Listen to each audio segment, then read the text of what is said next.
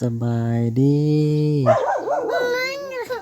สบายดีปัจจุบันสุขผู้อ่อยมาแล้วผู้อ่อยมาแล้วผู้อ่อยมาแล้วผู้ได้อีสังเนาะผู้อ่อยได้ยังมาให้เนาะผู้อ่อยนี่เนาะห้องไม้เด้อห้องไม้ห้องดูห้องผู้อ่อยดูห้องผู้อ่อยบ่คำหวาน ฮะ คำหวาน มาคำว่าหรือมาคำสุ่มเล็กน้อยมาเสียมมือ คำกลาง สบายดีเด้อพี่น้อง เด็กน้อยเด็กน้อย เบิ้งแม่สิปอกให้กินเบิ้งกินบ่บัก ถามมาทำหน่อยหัวจักหรือหวานหรือสม ถ้าเบิ้งเด้อพิสูจน์เด้อมาห้ามหน่อยพิสูจน์เด้อนี่เด้อถ้าอ่อยผู้อ่อยว่าเอามาให้เบิ้งต้นเก่าหนูประจักเด้สุกๆหวานๆบ่ลืนอันใดเพิ่นเอา ต้มได้ต้นกระทอมหน่อยนะ ต้นอยู่ดิ ลองชิมเบิ้ง ที่มันก็เขาหน่อยมันสมแล้วมันหวานที่ถามท่านว่า หวาน ที่กินยิง เขาหน่อยไปได้ไรสมหรือหวานลูกสมหรือหวาน ๆทำรสทุบกินเบิ้งรสชาติเนย สมบะ เขาชี้มึงดูจ้า สมบะ โอ้เขาหน่อยโอ้ไปได้ไรเขาหน่อยสมหรือหวาน หวาน หวานป่ะไม่ทำกินผสมแท้ ท่านว่ายังบ่ปะมากเลย มายังนี่มาหายป่ะ หาย หรือว่ามาขอเงินใช่ไหม เฮ้ย เน่าค่ะเอามาอีกคนอย่างเลยเอามาในลายเนี่ย ลองมาหลายดอก แก้มันแชมพู มาให้ลองเบิ่ง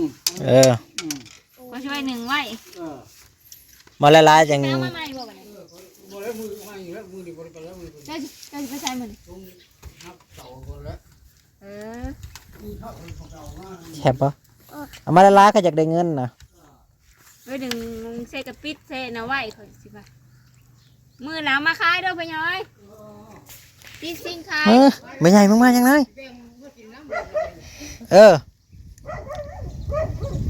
ยายน้องเนยไปใส่เดย์ป๊าดตู้ได้ขี่รถได้โอ้ เสียงรถคันนี้ว่าไหวนะแล้วก็เห็นคือเก่า เสียงยัง จึงหลุดขั้นนี้แล้ว มันไม่แลนน้ำลา อีนาย ว่ายว่าดีๆที่พ่อร้านจะไหน ร้านยังไปบอกจังสัน ไปน้ ไปหาแม่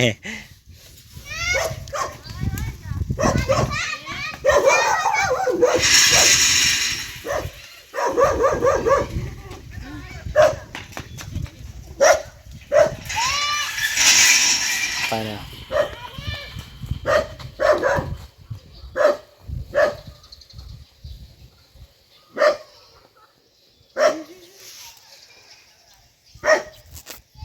ไปแล้ว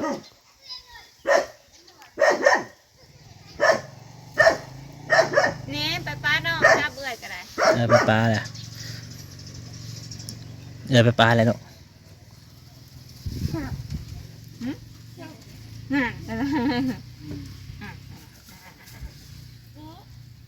ทำสมมาแล้วมาทำมันทำสมมาทำมัน โอ้สร้างคือเปิดเพลงดังทั้งหมด จุ่มบ่ ในตู้ในเฮือนเป็น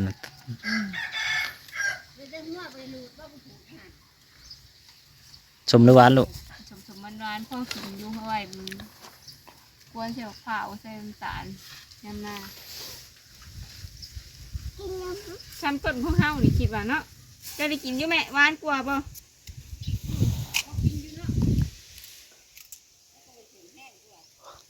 ตะกี้ ผัดหวานเลยเจ้าก็กินบ่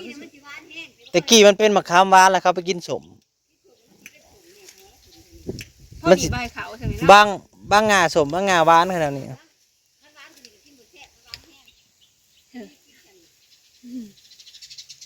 หนังหวาน หวาน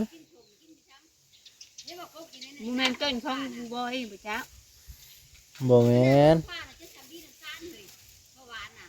ถ้าเอาอยู่ใต้อยู่แล้วไปเอาอยู่ใต้เหรอ ต้นเทียงน้อยเขาที่เด็กน้อยแล่นขึ้นแถวๆต้นนั่นแหละอันสิแม่นอ้าวบ่เฮาไปหาหน่อไม้เด็กน้อยขึ้น2คนน่ะเนี่ยเอาทำหน่อยเขานะแคมส่วนรับประทานนะ เออ เบิ่งดูในมันน่ะมุกเนาะยำแต่คุกๆนั่นห้ามอยากบ่อยากกินบ่เจ้าก็ได้ ปุ้ยข้าวหอมเร็ว เจ้าอื่นแล้วบ่ใน ข้าวหอม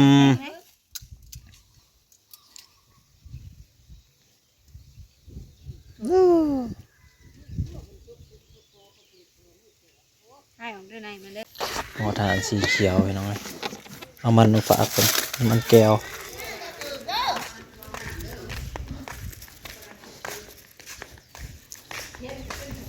ไพ่ถามเขาอะเมียนบอกไพ่ถาม ไปน้องยูเขาแห้งนะ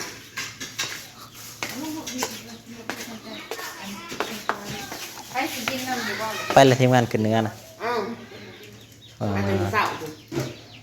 จักชั่วโมงเอาสิเหาะถ้าแขก โอ้ยผม9 โมงก็ยังมาหนูเงี้ยวนี่มันบาลัดคอยลัดนี่9 โมงอ่ะ เพราะเขาก็ไปแห่ไปเลาะไปเลาะไปเรื่อยๆเนาะเขาบ่ได้พาเขาเที่ยวไปเที่ยวมันก็เห็ดนี่ยังเนาะ เขาบอกเรื่องงานค่ะ รับแล้วแกงเห็ดเค็มโอ้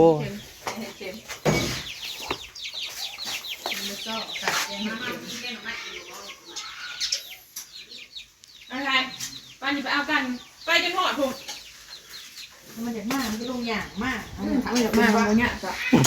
ไก่โอ้ยเนี่ยลูกจำมัน เออ ตัวแรกอันตรายแล่นจุดจ้วดหลดกันกินแกงออกมาอีกน้องเอ้ย มาเด้อพี่น้องตัวที่2จ้ะ ตัวที่สอง ชุ่มเชียวแม่พงพี่น้องเอ้ยเชียวแม่พงว่างเลยลูกมันถ่ายแก้วมาใส่ไม่ก็ได้ตัวนี้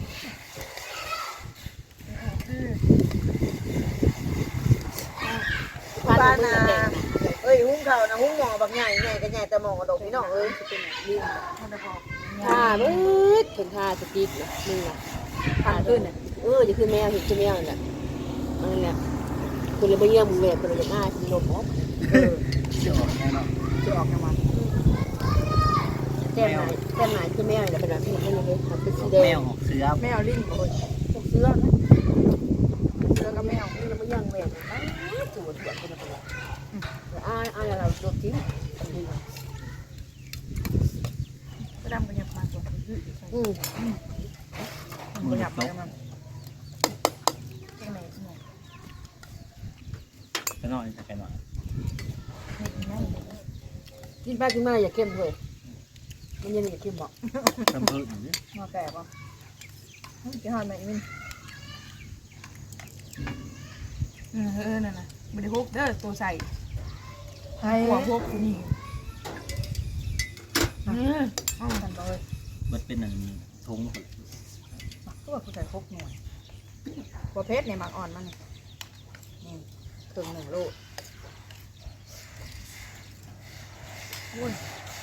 แม่ทองเนาะเตรียมหยาด ฝากเลย มึงไปนอนใกล้ๆกูหน่อยสิหมักเย็นหมักซี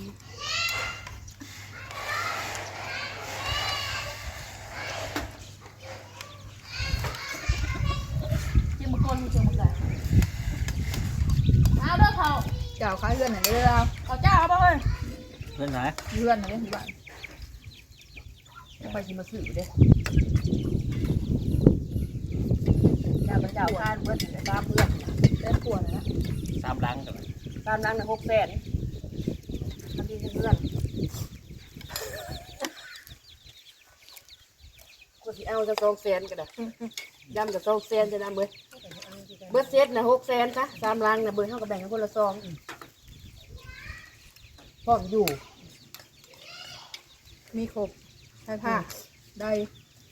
ของน้ ท่านคนดูมีหรือเฉพาะเอาแหละ ำก็เอาแล้วคนบ่มีอีกเลยแบบตุ้มแบบเฮาอายุขนาดนี้แล้วนะเด้แล้วเขามีเงินก่อนเขาบ่มีเพื่อนเนาะ ห้องน้ำมาสร้างเบิด17,000 18,000มาได้ห้องน้ำที่เด่น โอ้ได้ กันเลย ว่า ว่า เอาบ่บ่ เฮาสร้างใหม่ก็เฮาซื้อคือโลดนี่มันเอา ตัวสั่งใหม่บ่มีเงิน4-5 แสนบ่ได้เด้อนะดาว สร้างใหม่ไปเบิดลาย กูมื้อเนี่ยชิ้นอัน กินคลองกันแล้วเราแห้ง กระดำน้อยเพื่อน กระดำที่ใช้เงิน มาสั่งใหม่ ประกันยังมาวายประเทศเห็นเปล่า ใช้ที่จะซื้อมีกระบะมันหกเดี๋ยวใส่ดีที่น้อง บ่หกแล้วว่าพูดแบบ แสนเท่าไหร่บัด เนาะ1,800ข้างหางค่ะก็ลองได้ตามนั้นเด้อก็ลองได้ให้พี่น้องกับเส้นหามีหางค่ะเนาะมีได้มีหางค่ะ ได้กินขายของก็ได้ขายนะ ก็ใช้ของแทนทาง จ่าเขาอีกปุ้ยเขาบอกเอา แม่ปัดไก่ ไก่คนนั้นเหรอบ่ ปัดไก่ ไปเด็กกับพ่อลูก บางทีบ่ได้กินขนมน้ำมันเริ่มแหลมมากแต่เนื่องว่าจ้างเนี่ย เป็นมากินแล้ว ใช่ค ไก่ รับ มาอีกเด้ ดั อง มาองุ่นแน่มักชมแน่มักแอปเปิ้ลแน่ขนมหัวใหญ่แน่ชื่อมันหมดเลยเงินน่ะมันต้องเอามา จากแม่เมื่อไรจะได้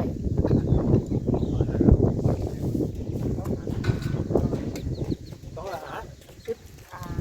3 อาทิตย์จังมื้อ21มื้อได้ตัวได้ 21มื้อ10มื้อ2วันหาได้อยู่5,000